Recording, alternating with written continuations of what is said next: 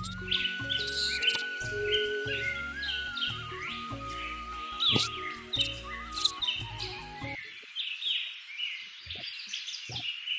कहानी किशनगंज नाम के एक छोटे से गांव की है, जहां बिरजू नाम का एक बहुत सीधा साधा और ईमानदार किसान अपनी पत्नी गौरी के साथ रहता था। बिरजू की मालिया हालात बहुत खराब थी। वो गांव के बड़े बड़े जमींदारों के खेत में मेहनत मजदूरी करता था। बिरजू कभी किसी के खेत में काम करता था तो कभी कभी किसी के घर पर जाकर साफ सफाई का काम भी करता था, ताकि उसके घर का खर्चा अच्छे से चल सके। बिरजू इतनी मेहनत करता था, पर फिर भी उसके पास इतने पैसे नहीं बच पाते थे कि वो अपने और अपने पत्नी के लिए अच्छे से 2 वक्त की रोटी का भी इंतजाम कर सके। जैसे जैसे समय बीतता गया, उसकी मालिया हालात और खराब होती गई। इसी बीच बिरजू अपनी पत्नी से बोलता है, गौरी, मुझे माफ कर देना। मेरी वजह से तुम्हें भी इतनी सारी परेशानियों का सामना करना पड़ रहा है। नहीं जी, आप ऐसे क्यों बोल रहे हो? मैं जैसी भी हूँ बहुत खुश हूँ। नहीं गौरी, मुझे नहीं लग रहा है। मेरी इस गरीबी ने मेरे साथ तुम्हें भी पिस के रख दिया है। आप इतने परेशान क्यों हो रहे हो? आप जितना भी कमा रहे हो, हम उसमें ही गुजर बसर कर लेंगे। और अगर आपको इतनी चिंता हो रही है तो अब से हम दोनों मिलकर और मेहनत करेंगे। आपके साथ साथ मैं भी आस पड़ोस के लोगों के यहाँ छोटा मोटा कोई काम देख लेती हूँ। नहीं गौरी, मैं तुम्हें पहले ही बहुत परेशान कर चुका हूँ, और अब तुम किसी और के यहाँ काम करो, ये मैं नहीं देख पाऊंगा। तो आप सब चिंता छोड़कर अपने काम पर ध्यान दीजिए और मेहनत करिए। बाकी सब ऊपर वाले के भरोसे छोड़ दीजिए। पर मैं भी क्या करूं? मैं कितनी भी मेहनत क्यों ना करूं, मुझे मेरे मेहनत के हिसाब से यहाँ कोई मजूरी देता ही नहीं है। अब तो पहले की तरह काम भी नहीं मिल रहा है। गौरी, मैं सोच रहा हूँ कि अब शहर जाकर काम करूं। यहाँ दिन रात मेहनत करता हूँ, लेकिन हमें सही से 2 वक्त की रोटी भी नसीब नहीं होती है। शहर में मेहनत करूंगा तो कम से कम पैसे तो ज्यादा मिलेंगे। पर आप शहर चले जाओगे तो मैं यहाँ अकेली कैसे रहूंगी? आपके बिना यहाँ मेरा कोई नहीं है। मैं समझता हूँ गौरी, पर कुछ ही समय की बात है। मुझे जैसे ही अच्छी नौकरी मिल जाएगी तो मैं वहां 1-2 साल कमाकर कुछ पैसे बचा लूंगा। फिर उन पैसों से यह गांव में कोई दुकान खोल लूंगा, ताकि तुम्हारे साथ रह सकूं। नहीं जी, मुझे ज्यादा पैसों का लालच नहीं है। अभी मैं जिस हाल में हूँ मैं उसी में खुश हूँ। मैं तुम्हारी भावनाओं को समझ रहा हूँ गौरी, लेकिन हमारी हालत देखकर मुझे कुछ ना कुछ तो करना ही होगा। ठीक है, अगर आपको यही सही लग रहा है तो जाइए, लेकिन अपना ख्याल रखना। मैं आज आपका सामान बांध देती हूँ, आप कल चले जाना। बच्चों को सर्टिफिकेट मिले तो कितना अच्छा लगता है ना। अगले दिन बिरजू अपने सामान की बैग लेकर शहर की ओर चल पड़ता है। पूरे दिन चलने के बाद आखिरकार बिरजू शहर में पहुंच जाता है। जिस शहर में बिरजू काम की तलाश में गया था, वो शहर उसके लिए बिल्कुल अनजान था। उस शहर में बिरजू का ना तो कोई मित्र था और ना ही कोई सखा संबंधी। चलो, अब यहाँ आ तो गया हूँ, पर काम ढूंढने से पहले सर छुपाने के लिए कोई जगह ढूंढ लेता हूँ, ताकि आज रात तो कहीं रुक सकूं। बिरजू सबसे पहले आसपास में दिख रहे होटलों में जाकर वहां रहने के लिए बात करने जाता है, पर वो वहां से हताश होकर बाहर आ जाता है, क्योंकि बिरजू के पास इतने पैसे नहीं थे कि वो वहां का किराया दे सके। बाप रे बाप, इतना किराया एक रात रुकने का! इतने में तो मैं पूरे महीने का राशन खरीद लूं घर का। आखिरकार होटलों के चक्कर मार मार के वो परेशान हो जाता है। एक काम करता हूँ, इन होटलों में रहने से अच्छा किसी भाई के यहाँ रुक जाता हूँ। कम से कम मेरे कुछ पैसे तो बच जाएंगे। फिर बिरजू वहां से आसपास में दिख रहे घरों में जाकर रहने के लिए बात करने जाता है। बिरजू जब एक घर के पास पहुंचा तो वहां पहले से उस घर का मालिक बाहर बिस्तर लगाकर बैठा होता है। भाई, मैं बहुत दूर गांव से आया हूँ और अब शाम होने वाली है, और मुझे रात बिताने के लिए थोड़ी जगह चाहिए। अगर आप मुझे रात भर रुकने के लिए अपने घर में थोड़ी जगह दे देंगे तो बहुत मेहरबानी होगी। तुम गांव से आए हो या कहीं और से, मुझे इससे कोई फर्क नहीं पड़ता है। मैं तुम्हें जानता पहचानता नहीं हूँ, तो मैं तुम्हें अपने घर में कैसे ठहरा सकता हूँ? बहुत से लोग शहर में काम करने आते हैं, तुम कोई नए नहीं हो। जाओ और अपना ठिकाना कहीं और ढूंढो। बिरजू को उस व्यक्ति की बातें बहुत बुरी लगती है, पर वो उसे बिना कुछ कहे वहां से चला जाता है। थोड़ी देर चलते चलते वो एक दूसरे घर के पास पहुंच जाता है, जहां एक महिला बैठी होती है। बहन, मैं बहुत दूर से आया हूँ काम की तलाश में, पर अब कुछ ही देर में रात हो जाएगी, तो आज रात को रुकने के लिए जगह तलाश कर रहा हूँ। क्या मैं आपके यहाँ आज रात रुक सकता हूँ क्या? भाई मैं आपकी मजबूरी समझ सकती हूँ, पर मेरे घर में केवल मैं और मेरी बेटी रहती है, तो मैं ऐसे ही किसी पराये मर्द को अपने घर में नहीं रुका सकती हूँ। मुझे माफ कर दीजिए। अरे कोई बात नहीं है बहन, आपकी मदद के लिए धन्यवाद। बिरजू वहाँ से भी निराश होकर अपने लिए दूसरे घर की तलाश में निकल जाता है। बिरजू कई घरों में जाता है, लेकिन हर कोई उसे अपने घर में ठहराने से मना कर देता है। ये सब देखकर बिरजू बहुत ही निराश हो जाता है। फिर सोचने लगता है, इस शहर में कोई भी मुझे अपने घर में ठहराने के लिए तैयार ही नहीं है। अब मैं रात में कहाँ जाऊं? मेरी तो कुछ समझ में ही नहीं आ रहा। जब इस शहर में मुझे रुकने के लिए कोई घर ही नहीं मिल रहा, तो मुझे इस शहर में काम कैसे मिलेगा? बिरजू ये सब सोच ही रहा था, तभी उसकी नजर पास वाली एक झोपड़ी पर पड़ती है। बिरजू फौरन उस घर के पास चला जाता है। बिरजू जब उस घर के पास पहुंचा तो उसने देखा अंदर एक बूढ़ी अम्मा बैठी है। बिरजू उन्हें आवाज लगाता है। अम्मा, क्या मैं आपसे 2 मिनट बात कर सकता हूँ? बिरजू की आवाज सुनकर बूढ़ी अम्मा बाहर आ जाती है। अम्मा, मैं इस शहर में काम की तलाश में आया हूँ, पर कोई भी मुझे अपने घर में ठहराने के लिए तैयार ही नहीं है। बस अब आपसे ही उम्मीद है, कृपा करके आप मुझे अपने घर में रात भर रुकने की जगह दे दीजिए। बेटा, तुमने मुझे माँ कहा है, और एक माँ अपने बेटे को घर के बाहर कैसे छोड़ सकती है? चलो आओ, अंदर आ जाओ। बिरजू उस बूढ़ी अम्मा के साथ घर के अंदर चला जाता है। फिर वह अम्मा बिरजू से कहती है, बेटा, तुम इसे अपना ही घर समझो। तुम जब तक चाहो तब तक यहाँ रह सकते हो। अम्मा, इस घर में आप अकेले रहते हो क्या? आपके परिवार के बाकी लोग आपके साथ नहीं रहते हैं क्या? बेटा, मेरे परिवार में कोई नहीं है। मेरे पति तो कई साल पहले ही मुझे छोड़ के जा चुके हैं, और एक लड़का था, वो भी विदेश में जाकर रहता है। इस घर में मैं अकेली रहती हूँ। माँ, अब आप चिंता मत कीजिए, मैं हूं ना आपके साथ। अब आप इस घर में अकेली नहीं हैं। अब से आप मुझे अपना बेटा ही समझिए। बेटा, तू बहुत अच्छा इंसान है, देखने में भी बहुत भला लगता है। इस शहर में बहुत होशियारी से रहना, क्योंकि यहाँ बहुत ठग रहते हैं। वे नए आदमी को देखकर उसे ठग लेते हैं। ठीक है अम्मा, मैं ध्यान रखूंगा, आप परेशान मत होइए। बेटा, वैसे तुमने कोई काम देखा है या देखना बाकी है? अम्मा, मैं कल शहर में नौकरी ढूंढने जाऊंगा, और हो सकेगा तो आपके घर के आसपास में ही किराए पर घर ले लूंगा, ताकि आपके आसपास रहकर आपकी देखभाल कर सकूं। नहीं बेटा, तुम्हें किराए पर दूसरा घर लेने की जरूरत नहीं है। तुम जब तक चाहो मेरे इस घर में रह सकते हो, क्योंकि तुम रहोगे तो कम से कम मुझे ऐसा लगेगा मेरा बेटा मेरे पास है। हाँ अम्मा, ये तो बहुत अच्छा रहेगा, पर मैं एक शर्त पर आपके घर पर रुकूंगा कि मैं जो किराया किसी और को देने वाला था, वो मैं आपको दूंगा। ठीक है बेटा, चलेगा।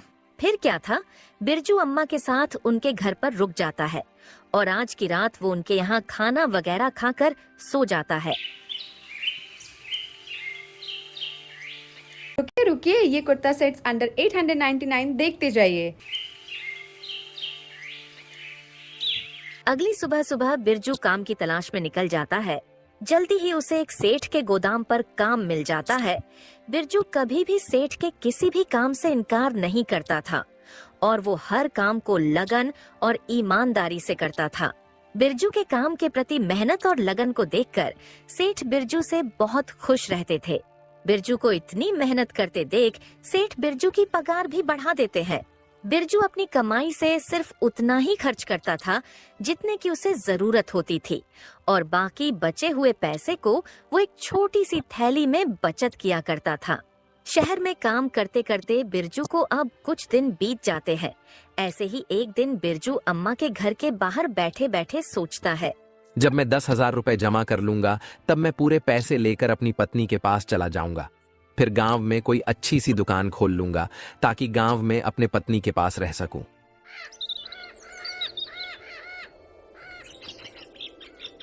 ऐसे ही देखते देखते 2 साल बीत जाते हैं। बिरजू बहुत मेहनत करता है और थोड़ा थोड़ा करते करते 10,000 रुपए जमा कर लेता है। एक गरीब आदमी के लिए 10,000 रुपए बहुत बड़ी कीमत होती है, इसलिए बिरजू अम्मा से कहता है, अम्मा, अब मेरे पास पूरे 10,000 रुपए हो गए हैं। अब मुझे चिंता हो रही है, और अब किसी कारण ये रुपए कहीं खो गए या फिर किसी ने छीन लिए तो बड़ा ही अनर्थ हो जाएगा। इसलिए इतने बड़े रकम को अपने साथ लिए घूमना तो बेवकूफी होगी, और इस घर में पैसे छुपा कर रखना भी सही नहीं है। क्या पता मुझे कोई पैसे छुपाते देख ले और बाद में पैसे चुरा कर ले जाए, तो फिर मुझे तो खाली हाथ ही घर लौटना पड़ेगा। आजकल किसी पर भी भरोसा नहीं किया जा सकता है। बहुत ही बदमाश और बुरे लोग रहते हैं इस शहर में, इसलिए अब मुझे अपने घर चले जाना चाहिए। बेटा तू सही कह रहा है, लेकिन बेटा तू इतनी जल्दी अपने गांव क्यों जा रहा है? थोड़े दिन और रुक जा। अम्मा, रुकना तो मैं भी चाहता हूँ, लेकिन मैं इन पैसों की वजह से जा रहा हूँ। बेटा तू एक काम कर, तू इस शहर के मशहूर जमींदार गिरिधर लाल के पास चले जा और अपने पैसे तू उनके पास रख दे, और जब तुझे घर जाना होगा तब तू अपने पैसे गिरिधर लाल से वापस ले लेना। लेकिन अम्मा, मैं उस जमींदार के पास अपने पैसे कैसे रख सकता हूँ? क्या पता कल के समय पर वो पैसे देने से मना कर दे तो? बेटा गिरिधर लाल बहुत ही ईमानदार और नेक आदमी है, तुम बेफिक्र होकर अपने पैसे उसे दे सकते हो। शहर में ऐसे बहुत से लोग हैं जो अपने पैसे उसके पास रखते हैं।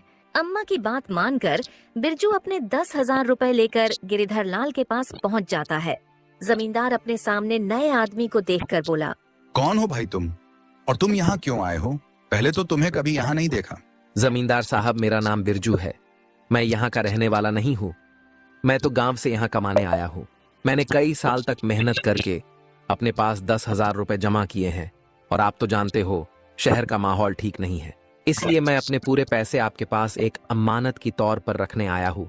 मैंने सुना है कि पूरे शहर में बस एक आप ही है जिसके पास मेरे पैसे सुरक्षित रहेंगे। जब तक मैं इस शहर में रहूंगा और काम करूंगा, तब तक मेरे पैसे आपके पास सुरक्षित रहेंगे। मेहरबानी करके आप इन पैसों को अपने पास रख लीजिए। गिरिधर लाल ने जल्दी से पैसों की थैली अपने पास ले ली और फिर वो बिरजू से बोला, सही कहा बिरजू भाई, तुम्हें अपने पैसे रखने के लिए इससे और बेहतर जगह कहीं नहीं मिलेगी, इसलिए अब तुम चिंता मत करो। अब तुम्हारे ये पैसे मेरे पास सुरक्षित रहेंगे। अब तुम बिना किसी चिंता के अपने घर जा सकते हो। जब भी तुम्हारा मन चाहे अपने पैसे वापस ले जाना। जमींदार की ऐसी बातें सुनकर बिरजू भी बेफिक्र होकर अपने घर चला जाता है।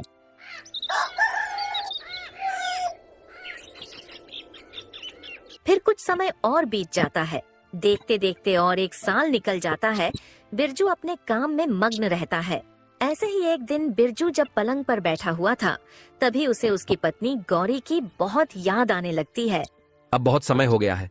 देखते देखते 3 साल गुजर गए। अब तो मुझे गौरी के पास जाना ही होगा। अब जब बिरजू अपनी पत्नी के पास जाने का निश्चय करता है, तो वो सबसे पहले अम्मा को सारी बात बताने चला जाता है। अम्मा, अब बहुत समय बीत गया है। अब मैं सोच रहा हूँ गौरी के पास चला जाऊं। मैं तो उसे कहकर आया था 1-2 साल में आ जाऊंगा, पर अब मुझे यहाँ कमाते कमाते 3 साल हो गए हैं। ठीक है बेटा, जैसा तुमको सही लगे। फिर क्या था, बिरजू अपने घर जाने की तैयारी करके जमींदार के पास अपने पैसे लेने चला जाता है। जमींदार साहब, मैं अब अपने गांव जा रहा हूँ, इसलिए मैं आपके पास अपने पैसे लेने आया हूँ। कृपा करके आप मेरे पैसे मुझे लौटा दीजिए। जमींदार बिरजू को गौर से देखकर बोला, तुम किस पैसे की बात कर रहे हो भाई? तुमने कब मुझे पैसे दिए थे? जमींदार की ये बात सुनकर बिरजू के होश उड़ जाते हैं। साहब, मैंने कुछ समय पहले ही तो आपके पास 10,000 रुपए अमानत की तौर पर रखे थे।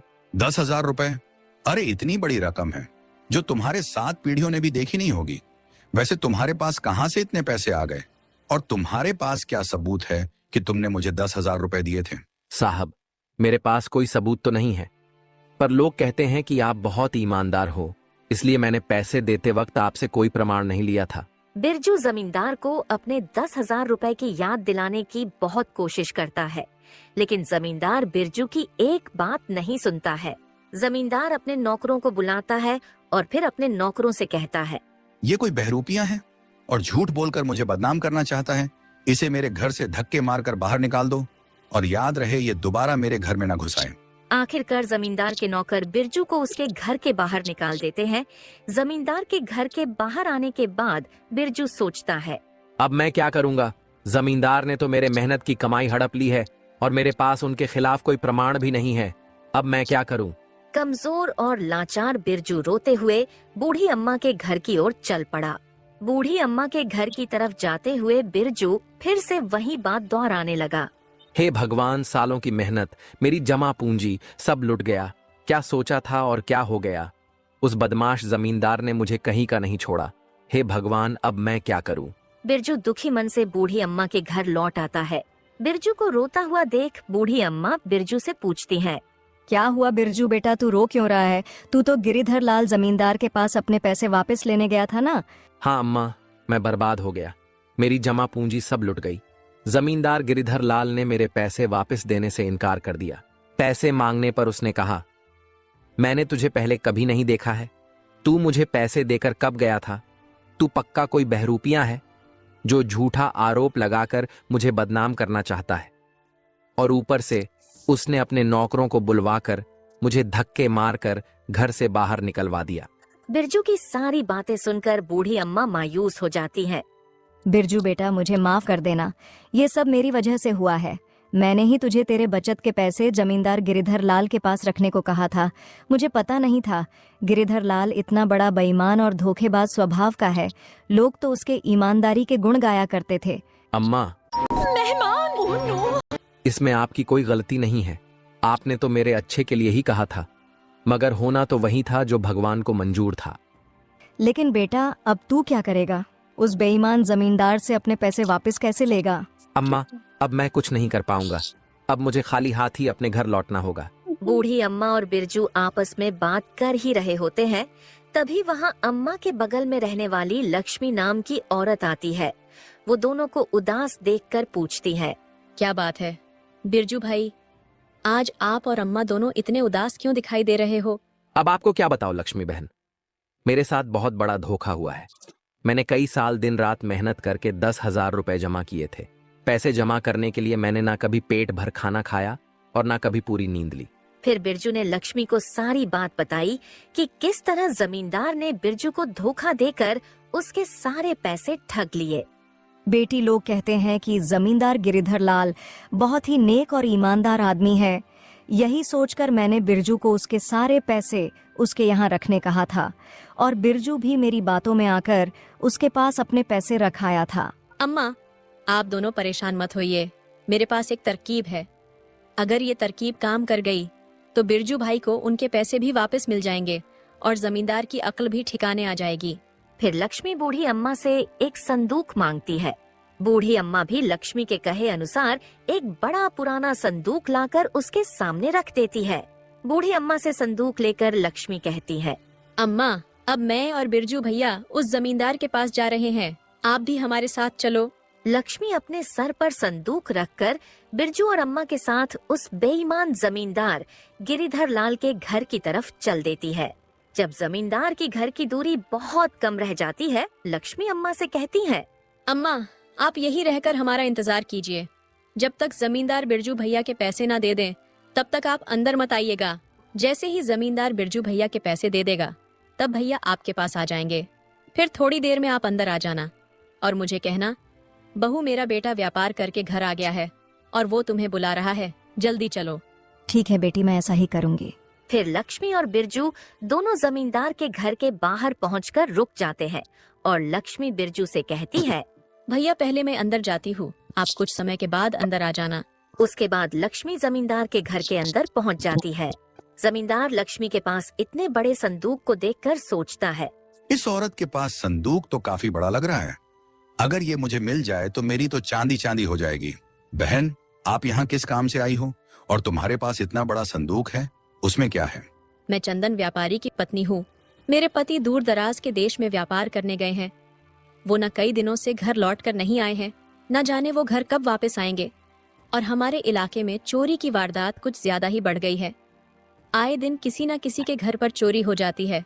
इसीलिए मैं कई रातों से चैन की नींद नहीं सो पाई हूँ। मुझे हमेशा डर लगता है और यही चिंता लगी रहती है कि कहीं हमारे यहाँ चोरी ना हो जाए। इसलिए मैं ये संदूक आपके पास लाई हूँ। इस संदूक में हमारे जीवन भर की कमाई, रुपए, हीरे जवाहरात और सोने चांदी है। मैं चाहती हूँ कि आप इसे अपने पास संभाल कर अच्छे से रखिए।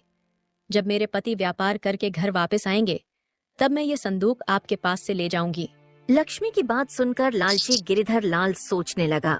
संदूक को देखकर तो लगता है इस संदूक में कम से कम 7-8 लाख रुपए का सामान तो होगा। मैंने सुना है कि चंदन व्यापारी बहुत ही अमीर आदमी है। फिर जमींदार लक्ष्मी से बोला, बहन, तुमने बहुत अच्छा किया जो अपना धन मेरे पास ले आई हो। तुम्हारा धन मैं अपने पास बहुत ही संभाल कर रखूंगा। तुम विश्वास करो, तुम्हारी दौलत मेरे पास बिल्कुल सुरक्षित रहेगी। जब कभी तुम अपना धन लेने मेरे पास आओगी, मैं तुम्हें तुम्हारा 1-1 रुपया सही सलामत वापस कर दूंगा। पर भाई, मैं आपका कैसे विश्वास करूं कि मुझे मेरी दौलत सही सलामत वापस मिल जाएगी? बहन, पूरे शहर में मेरी ईमानदारी की चर्चा है। पूरे शहर में ऐसा कोई भी नहीं है जो मुझे बुरा या बेईमान बता सके। जमींदार और लक्ष्मी आपस में बात कर ही रहे होते हैं, तभी वहाँ बिरजू आ जाता है। बिरजू को देखकर जमींदार बहुत ज्यादा खुश हो जाता है और फिर जमींदार सोचने लगता है, ये आदमी बहुत सही समय पर आया है। अपनी ईमानदारी दिखाना का ये बहुत ही बढ़िया मौका है। मैं इस आदमी को इसके 10,000 रुपए लौटा दूंगा और इस औरत से इसका संदूक ले लूंगा। इस औरत की इतनी बड़ी दौलत लेने के लिए मुझे 10,000 रुपए की कुर्बानी देनी ही होगी। मेरी बहन, मैं तुम्हें विश्वास दिलवाता हूँ, इस पूरे शहर में तुम्हें मेरे घर के अलावा ऐसी दूसरी कोई और सुरक्षित जगह नहीं मिलेगी जहां तुम अपना ये धन रख सको। तुम बिल्कुल भी मत घबराओ, तुम्हारी ये अमानत मेरे पास बिल्कुल सुरक्षित रहेगी। अरे मेरे घर में तुम्हारे इस दौलत को कोई छू भी नहीं सकता है। चोरी करने की बात तो छोड़ ही दो, क्योंकि कोई भी चोर मेरे घर में घुसने से पहले 100 बार सोचेगा। ये कहते कहते जमींदार ने ऐसा ढोंग किया जैसे बिरजू पर उसकी नजर अभी पड़ी हो। फिर वो बहुत खुश होकर बोला, अभी तुम ये देखो, इस आदमी ने अपनी पूरी जमा पूंजी मेरे पास रखी थी। सुबह ही ये अपनी जमा पूंजी मेरे पास लेने आया था, पर उस समय मुझे याद नहीं आया तो मैंने इसे चोर समझकर भगा दिया था। पर फिर जब मैंने अपने दिमाग पर बहुत जोर डाला, तब कहीं जाकर मुझे इसका चेहरा याद आया। भाई, तुमने बहुत सही किया जो तुम अपने रुपए वापस लेने चले आए, वरना मैं अभी अपने नौकर को तुम्हें बुलाने भेजने ही वाला था। इस आदमी को तो मैं बहुत अच्छी तरह से जानती हूँ। ये बहुत दूर से इस शहर में काम करने आया है। ये बेचारा बहुत मेहनत से काम करता है। इसने शायद हमारे यहाँ भी काम किया है। इसने बहुत मेहनत करके ये पैसे कमाए हैं। क्या तुम इस आदमी को जानती हो? फिर तो किसी बात की चिंता करने की जरूरत ही नहीं है। मैं अभी इस गरीब के पैसे इसे दे देता हूँ। फिर क्या था, जमींदार बिरजू के पैसे लाने अपने तिजोरी वाले घर में चले जाता है और लक्ष्मी और बिरजू वहाँ रुककर उसका इंतजार करने लगते हैं। फिर कुछ समय में जमींदार बिरजू के 10,000 रुपए लाकर बिरजू को दे देता है।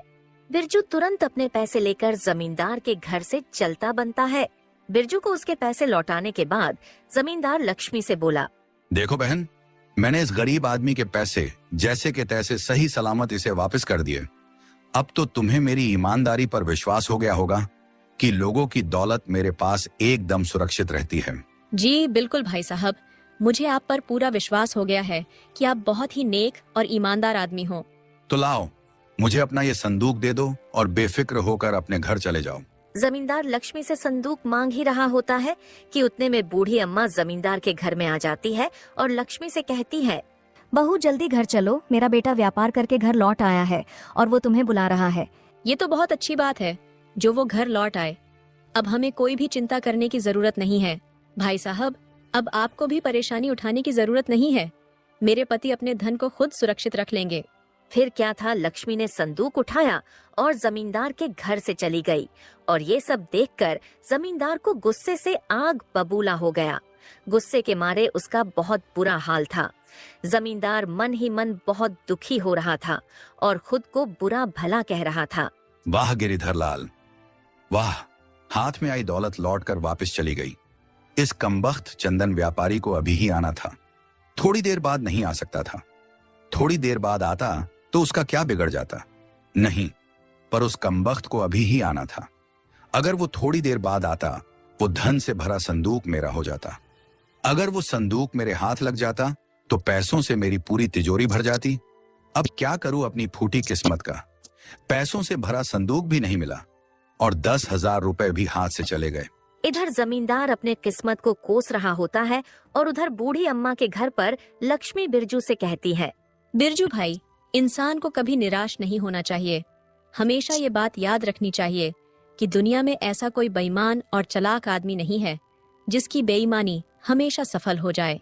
भाई, अब आप अपने घर जाइए और अपने परिवार के साथ एक सुखी जीवन बिताइए।